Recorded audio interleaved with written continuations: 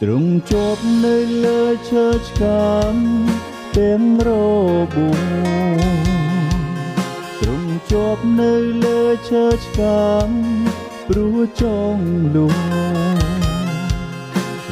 បាន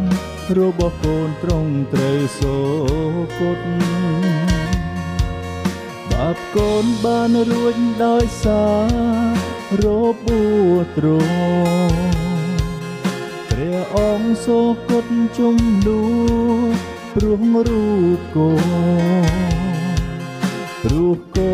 នទ្រង់បានបងព្រះជន្មបាបកូនធ្ងន់ធ្ងរហួសប្រមាណតែកូនបានលងព្រោះព្រះអង្គកូនសូមនឹកអរព្រះកូនអរព្រះគុណដល់ព្រះយេស៊ូ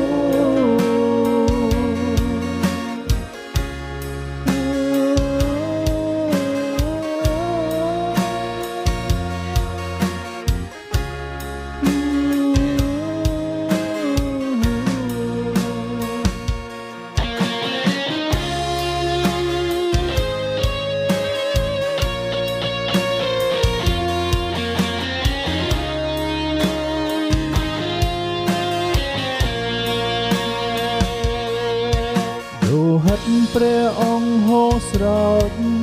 រូបកាយទ្រង់ព្រះអង្គរងទុក្ខលំបាកយ៉ាងខ្លោចសាទោសារបស់កូនទ្រង់រងជំនួសបាបកូនបានរួចដោយសាររបួសទ្រង់ព្រះអង្គសូកុតជំនួសព្រមរូបកូនព្រោះកូនទ្រង់បានបងព្រះជន្មបាបកូនធ្ងន់ធ្ងរហួសប្រមាណតែកូនបានលងព្រោះព្រះ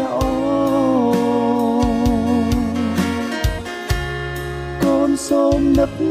អរព្រះកូនអរព្រះគុណដល់ព្រះយេស៊ូបាបកូនធ្ងន់ធ្ងរហួសប្រមាណតែកូនបានលងព្រោះព្រះអង្គ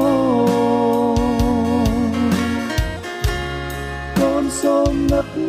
អរព្រះកូនអរព្រះគុណដល់ព្រះយេស៊ូ